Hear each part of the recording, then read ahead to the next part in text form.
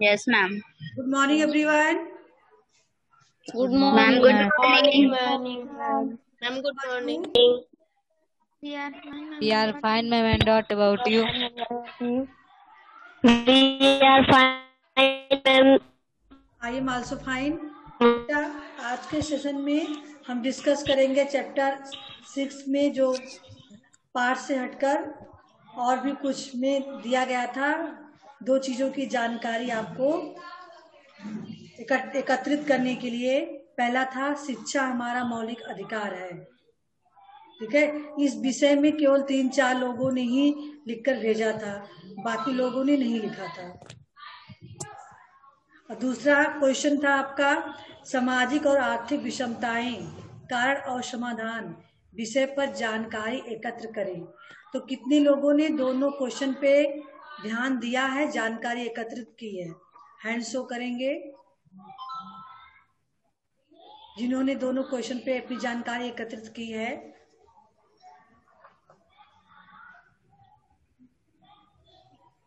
हम लिखे नहीं है तो। मेरी आवाज सुन पा रहे हो बेटा?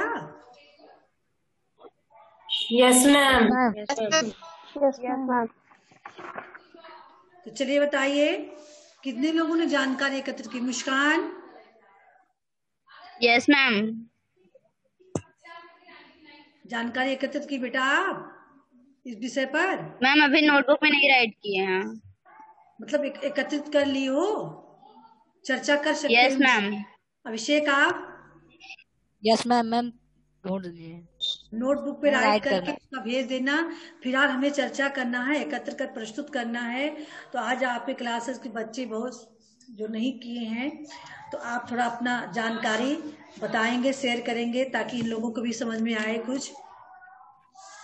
चलिए, पहला टॉपिक शिक्षा हमारा मौलिक अधिकार है। अभिषेक या मुस्कान, कौन प्रस्तुत करेगा पहले इसको? हाँ चलिए अभिषेक। भारत के महान व्यक्ति श्री गोपाल आवाज आपकी बहुत स्लो आ रही है अभिषेक, आवाज बहुत स्लो आ रही है। मैम भारत माता के सपूत गोपाल कृष्ण गोखले जी का सपना था कि देश के प्रत्येक बच्चे का शिक्षा का अधिकार होना चाहिए। पर उन्होंने पहुंचने के लिए बहुत से आंदोलन और प्रयास किए। अतः संविधान में यह भी लिखा गया है कि देश के प्रत्येक बच्चों को शिक्षा का अधिकार दिया जाए और अब 6 से 14 वर्ष तक के सभी बच्चों के लिए यह एक मौलिक अधिकार है।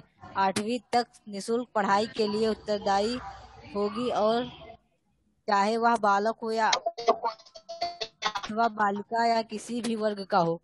इस प्रकार इस कानून देश के बच्चों को मजबूत, साक्षर और अधिकार संपन्न बनाने का मार्ग तैयार कर दिया है। इस अधिनियम में सभी बच्चों को गुणवत्तापूर्ण और अनिवार्य शिक्षा प्रदान का प्रावधान है, जिससे ज्ञान, कौशल और मूल्यों से लैस करके उन्हें भारत का प्रबुद्ध नागरिक बनाया जा सके। यदि विचार किया जाए तो आज देश भर में स्कूल से लगभग 1 करोड़ बच्चों को शिक्षा प्रदान करना सचमुच हमारे लिए एक दुष्कर कार्य है। जैसे कि राष्ट्र को अपने संबोधन में प्रधानमंत्री की सबको साथ मिलकर काम करना होगा और राष्ट्रीय अभियान के रूप में चुनौती को पूरा करना होगा। वेरी गुड, बहुत अच्छा बेटा, आपकी जानकारी बहुत ही अच्छी थी। बाकी लोग सुनिए, आप सभी लोग, शिक्षा में हमारा मौलिक अधिकार है। हाँ Yes, ma'am. इसकी शुरुआत किसने Yes, की थी? ma'am. अभी अभी अभिषेक ने बताया। कितने लोग बताएंगे इसकी शुरुआत किसने की थी इस अधिकार की मांग के लिए? खुशी बताइए। गोपाल कृष्ण गोखले, है ना? अच्छा बताइए, सरकार इसके लिए क्या व्यवस्था, सरकार ने इसके लिए क्या व्यवस्था किया है? कि अभी अभी देखिए सारे टॉपिक की जिक्र जो अभिषेक ने किया है, आप लोग सुन रहे थे, आप लोग कितना ग्रहण किए हैं? चलिए प्रखर मैम सरकार ने मैम ये व्यवस्था दी है मैम 1 करोड़ बच्चों के लिए कि हाँ बेटा, पहले माइक ऑन कीजिए, माइक आपकी बंद है। प्रखर,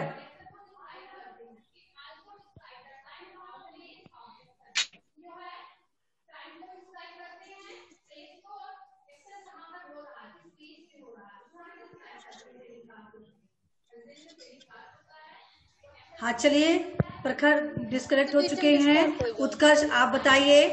उत्कर्ष, यस मैम। आप बताइए।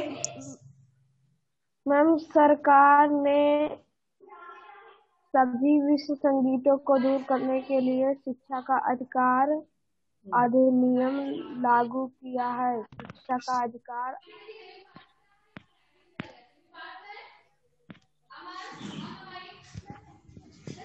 हाँ चलिए श्रेया, आप क्या समझ पाई हैं इससे?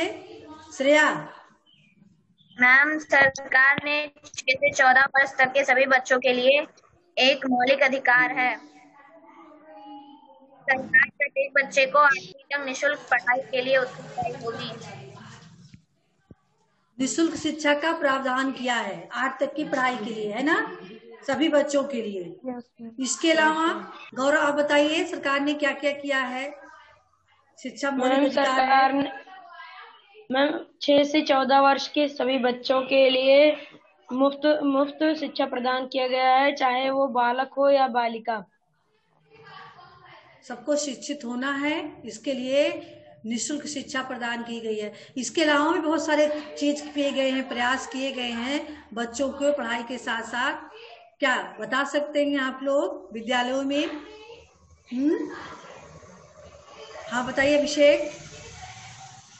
मैम, गुणवत्ता पूर्वक सभी को पढ़ाया जाए और उन्हें आवाज स्लो आ रही है आपकी आवाज, फिर से बोलिए। मैम, इस नियम के तहत सभी बच्चों को गुणवत्ता और शिक्षा प्रदान की जाए। गुणवत्तापूर्ण शिक्षा प्रदान की जाए और साथ ही साथ बच्चों को स्वस्थ रहने के लिए सरकार ने एक योजना चलाई। उस योजना का क्या नाम है? कोई बताएगा? जो योजना सरकार द्वारा चलाई गई है बच्चों के लिए, सरकारी स्कूलों में जो योजना लागू है, सभी लोग जान रहे हो, सभी लोग जान रहे हो। Mid day meal. हाँ, mid day meal. Mid day meal योजना बच्चों के लिए ही तो है। सरकार ने जो है बच्चे जो छोटे पढ़ रहे हैं, 6 से 14 साल के बच्चे निःशुल्क शिक्षा कर रहे हैं, उनके लिए जो है दोपहर का भोजन के लिए उन्होंने मिड डे मील की व्यवस्था की है। बच्चे पढ़ाई भी कर सके, साथ ही साथ उनको जो है स्वस्थ रहने के लिए पूर्ण पौष्टिक आहार की भी व्यवस्था की गई है। शिक्षा की गुणवत्ता को बढ़ाने का भी प्रयास किया गया है। चलिए, मुस्कान आप डिस्कनेक्ट हो गई। दूसरा टॉपिक था आपका सामाजिक और आर्थिक विषमताएं। जो समाज में, जो हमारे समाज में सामाजिक और आर्थिक विषमताएं, इसके कारण क्या है और इसका हम समाधान कैसे कर सकते हैं, इस टॉपिक पे कितने लोग बोलेंगे? हाँ चलिए बेटा, अभिषेक आप बोलेंगे तब ये लोग कुछ सुनेंगे तो बोल पाएंगे। चलिए अभिषेक। मैम, हमारे भारत में सामाजिक विषमताएं का कारण धर्म, जाति और भी आदि सभी चीजें हैं। जैसे कि व्यक्तिगत विद्यालयों में केवल अमीर बच्चे पढ़ते हैं और केवल प्राथमिक विद्यालय में गरीब वर्ग के बच्चे जाते हैं। यह एक सामाजिक विषमता का कारण है और इस कारण को हम सरकार ज्यादातर प्राथमिक विद्यालयों को सुचारू रूप से चलाने से यह कारण दूर हो सकता है। और आर्थिक व्यवस्था विषमताओं का कारण यह है कि देश में अधिक से अधिक लोग विदेश में रहते हैं और वहाँ से सभी अच्छे रकम का काम करते हैं और यहाँ घर पर रहकर जो मजदूरी का काम करते हैं उन्हें कम ही रुपयों में काम करवाया जाता है। इसलिए हमारे देश की आर्थिक विषम हमारे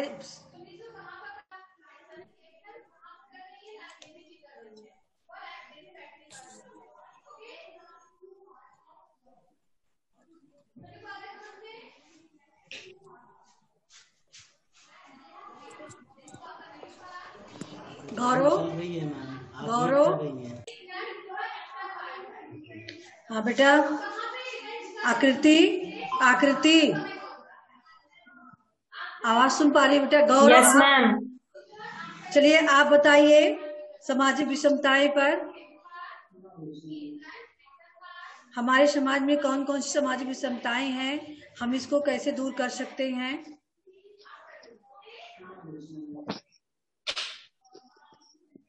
गौरव। Yes ma'am. मैम हमारे समाज, yes ma'am, yes ma'am, ma'am हमारे देश में कई लोग हैं जो सही से खाना नहीं प्राप्त कर सकते हैं क्योंकि उनकी आमदनी कम होती है। जो अमीर लोग हैं वो अपना पैसा बढ़ाए जा रहे हैं और जो गरीब लोग हैं वो गरीब ही रह जा रहे हैं। इसलिए इसमें हमें सरकार से कहना चाहिए कि गरीब लोगों को सही से खाना प्रदान किया जाए और उनके बच्चों के लिए सही से शिक्षा और भोजन की व्यवस्था की जाए। चलिए काव्यांशु काव्यांशु, हाँ चलिए आप अपने विचार प्रस्तुत करें। पहले माइक ऑन कीजिए। मैम सामाजिक और आर्थिक विशेषता का कारण यह है कि मैम अमीर लोग जो हैं वो अमीर होते जा रहे हैं, तो गरीब लोग सही से खाना भी नहीं खा पा रहे हैं और अमीर लोग के घर खाना भी फेंका जा रहा है। इसलिए हमें सरकार से यह निवेदन है कि हमने अमीर लोग को राशन नहीं देना चाहिए और गरीब लोग को पर्याप्त से भी ज्यादा पर्याप्त तक राशन देना चाहिए और गरीब लोग को भी आगे करना चाहिए और उनके बच्चों को भी स्कूल में उचित शिक्षा। प्रखर, आप अपने विचार बताइए आर्थिक विषमताओं को दूर करने के लिए। यस मैम, हम अपने विचार यह व्यक्त करना चाहेंगे कि स्कूल में जो गरीब बच्चे होते हैं और अमीर बच्चे, उनको समान रूप से देखना चाहिए। समान रूप से देखना चाहिए। इसके अलावा हम कैसे दूर कर सकते हैं इस विषमताओं को, जो आर्थिक विषमताएं समाज में है या फिर धार्मिक विषमताएं समाज में फैली हुई हैं, इसको दूर करने के लिए हम कौन सा कदम उठा सकते हैं? हम व्यक्तिगत रूप में बताइए, हम लोग क्या कर सकते हैं इसके लिए? हम सबको समान रूप से देख सकते हैं और गरीबों की मदद। चलिए अखिलेश बेटा, प्राची आप अपने विचार प्रस्तुत करें। प्राची आर्थिक विषमता को दूर करने के लिए आप अपने विचार प्रस्तुत करें। मैम समाज में कुछ लोग धनी व्यक्ति होते हैं, कुछ लोग गरीब होते हैं, लेकिन जो धनी होते हैं उनके पास सब कुछ होता है, रुपए पैसे खाने के लिए सब कुछ होता है, लेकिन जो गरीब होते हैं उनके लिए न खाने के पैसे होते हैं और ना ही उनके पास कुछ करने की। हमें सरकार से यह निवेदन करना चाहिए कि वे जल्द से जल्द गरीबों की ओर ध्यान दे और उन्हें राशन देने का मुफ्त राशन दे और उन्हें शिक्षा प्रदान करे तथा गांव को स्वच्छ रखे।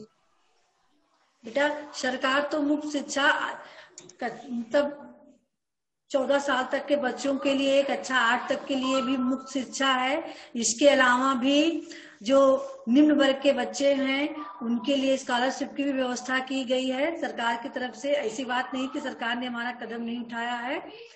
और जहां तक राशन की बात है, भोजन के लिए वो भी सरकार दे रही है, सुविधा दे रही है। ये बात अलग है कि बीच में कुछ बिचौलियों के माध्यम से पूरा जितनी सुविधा सरकार दे रही है उतना लोगों तक पहुंच नहीं पा रहा है। लेकिन जो है सरकार का प्रयास है कि इसे पूर्ण रूप से गरीबों में पहुंचे। मान लीजिए आप पढ़ लिख कर कुछ बन रहे हो, तो जो ये दूरी है, जो सरकार के द्वारा जो तमाम योजनाएं हैं जो गरीबों के लिए की गई है, समाज की निम्न वर्गों के लिए की गई है, जिसका पूरा लाभ वो लोग नहीं उठा पा रहे हैं, तो आप अपना कदम क्या उठाना चाहेंगे अगर आप बड़े होंगे इस खाई को पाटने के लिए? अभिषेक, जो आप महसूस कर रहे हो कि हाँ सरकार को करना चाहिए, सरकार कर भी रही है, फिर भी जो है गरीबी नहीं दूर हो रही है ना? धन की जो समाज विषमता है, वो खाई जो अमीर गरीब के बीच की है, ये नहीं, उसकी भरपाई नहीं हो पा रही है। तो आप अगर इस क्षेत्र में आ रहे हो, बड़े होकर समाज को सेवा करना चाहते हो, तो आपका कदम क्या होगा? अगर मैं इस आप लोगों ने सोच रखा है आऊंगा तो मैं हाँ बोलिए। अगर मैं इस क्षेत्र की तरफ आऊंगा तो मैं सबसे पहले एक धनराशि इकट्ठा करने का फंड बनाऊंगा और उसमें सभी राशियों को इकट्ठा करूंगा। उसके बाद में एक सर्वे करके उसमें यह देखेंगे कि सबसे ज्यादा कमी किस चीज की है, उसके बाद उस चीज को पूरा करेंगे। बहुत अच्छा विचार आपके हैं। कम से कम आप इतना सोच रहे हो अपने समाज के लिए कि फंड के द्वारा जो धनराशि आएगी वो गरीबों के सुविधाओं के लिए आप उसका जो है खर्च करने का प्रयास करोगे। और बताइए अखिलेश बेटा, आप कभी नहीं कुछ बोलते हो, कम से कम आप भी अपने विचारों को प्रस्तुत करो सबके सामने। कुछ भी तो मन में विचार होंगे आपके। Yes ma'am.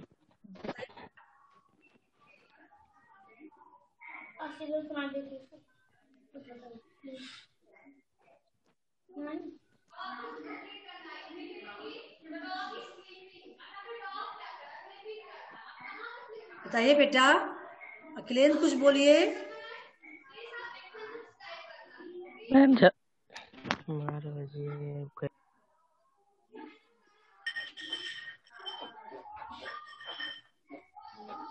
आखिर बड़े होकर जब हम क्या बनना क्षेत्र में आएंगे, कुछ है आपका उद्देश्य? क्या बड़े होकर क्या बनोगे? पहले इस उद्देश्य को अपने बताइए।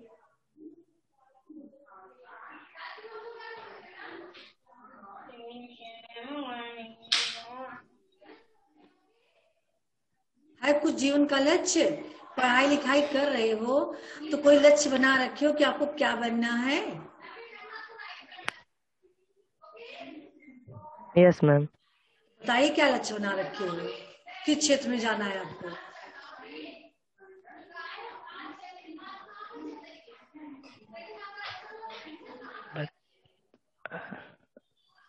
Ma'am IAS। IAS पोस्ट बहुत ऊंचा है आपका, तब तो आप बहुत ही अच्छा काम भी कर सकते हो समाज के लोगों के लिए, है ना? जितने देखिए समाज की भलाई का काम जो बड़े पोस्ट पे हैं, अगर वो करना चाहें तो बहुत ही अच्छे से कर सकते हैं। लेकिन होता क्या है कि लोग उस पोस्ट पे पहुंचने के बाद जो समाज को, गरीबों को कम देखते हैं, है ना? उस पोस्ट पे पहुंचने के बाद समाज की विषमताओं, गरीबों को बहुत कम ही लोग देखते हैं, इस पर ध्यान देते हैं।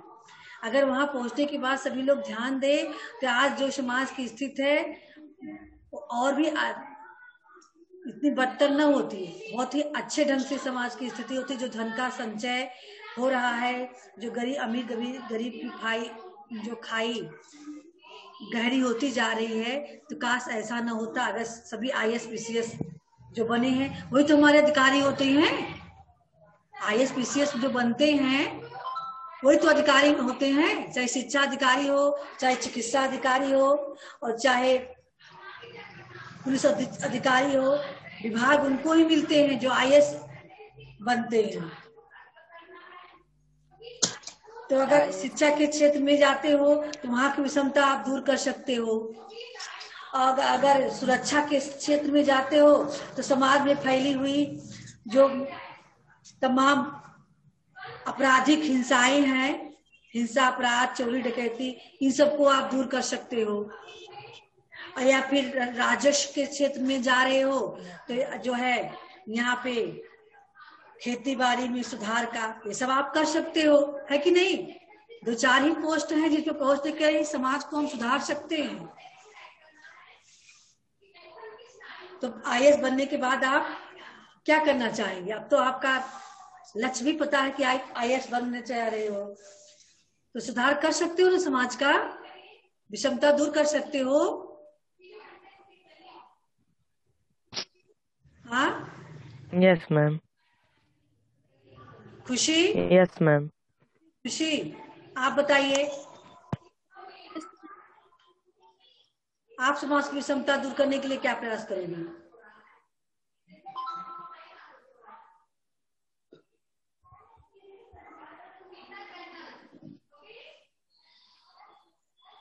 श्रेया, अपना माइक ऑन करो।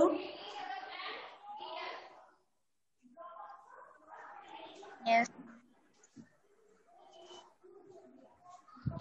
बताइए श्रेया, आप क्या कर सकती हो विषमता को दूर करने के लिए?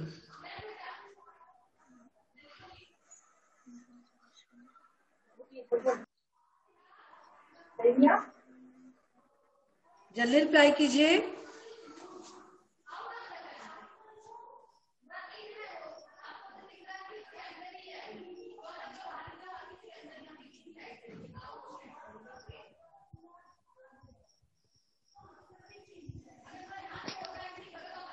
काव्यांशु,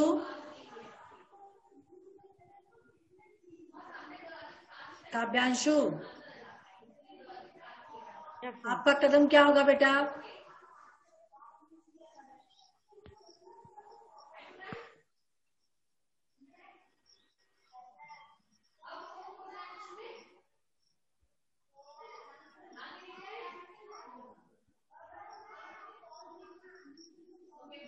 कुछ नहीं बोलोगे? प्रखर, प्रखर, आप बताइए। Yes ma'am. आपका कदम क्या होगा सामाजिक विषमता के दूर करने के लिए? मैम मैं IAS बनना चाहता हूँ और शिक्षा विभाग में सुधार लाना चाहता हूँ। हाँ, पहले आप अपनी देखिए मोबाइल को एक जगह रख दीजिए। जब तक मोबाइल एक जगह रखोगे नहीं तब तक आपकी आवाज प्रॉपर आएगी नहीं, हिलती रहेगी ऐसे। अब बताइए क्या बोल रही हो? मैम शिक्षा विभाग में। शिक्षा विभाग में? तो शिक्षा विभाग तो बहुत ही सबसे जानिए, शिक्षक जो समाज का क्या होता है? निर्माता होता है। शिक्षक समाज का निर्माता होता है। तो अगर आप शिक्षा के क्षेत्र में शिक्षा अधिकारी बन रहे हो तो शिक्षा के क्षेत्र में क्या प्रयास, सुधार करने का प्रयास करेंगे आप?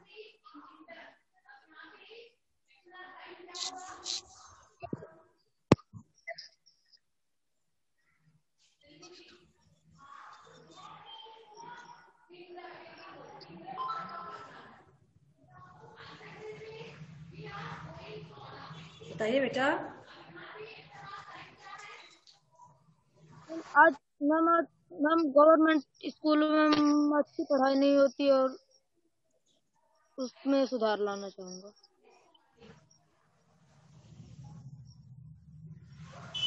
आदर्श, आदर्श,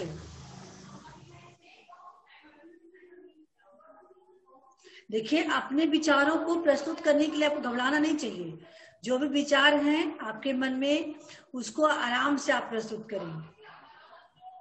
जब तक आप बोलोगे नहीं तब तक कैसे पता चलेगा कि आपके मन में जो है सुधार के लिए क्या प्रयास सोच रहे हो, क्या करना चाह रहे हो।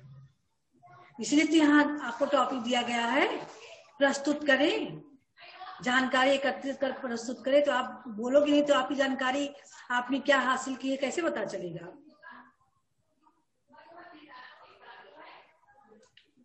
कुछ बताओगे नहीं कुछ?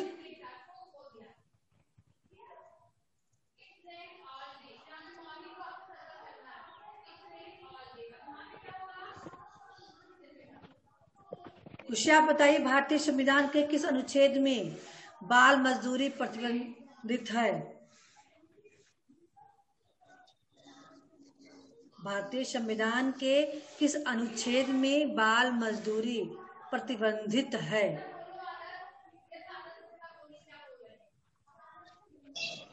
या बाल मजदूरी होती क्या है?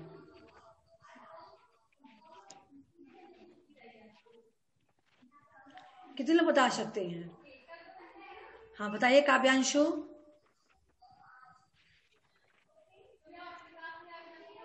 मैम 24। हाँ मैम भारतीय संविधान के अनुच्छेद में 24 बाल मजदूरी प्रतिबंधित है। हाँ, बाल मजदूरी होती क्या है? मैम बाल मजदूरी मैम जो छोटे बच्चों से काम कराया जाता है। अच्छा, कितने साल के बच्चों को बाल मजदूर माना गया है? कितने साल से कम बच्चों को? मैम 15। मैम 15-14। हाँ प्रखर आप बताइए, बाल मजदूर कितने साल के बच्चों को कहा गया है?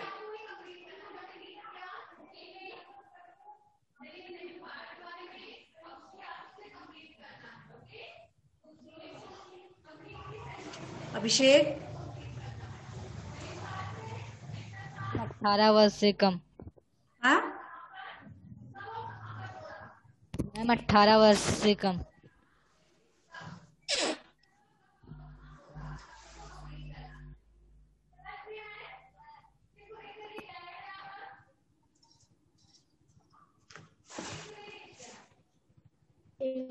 अच्छा, हाँ एक क्वेश्चन तो आपका परियोजना कार्य वाला, समाज में व्याप्त समता समानता के दृश्य से प्रेमचंद की कहानी ईदगाह आप लोगों ने पढ़ा?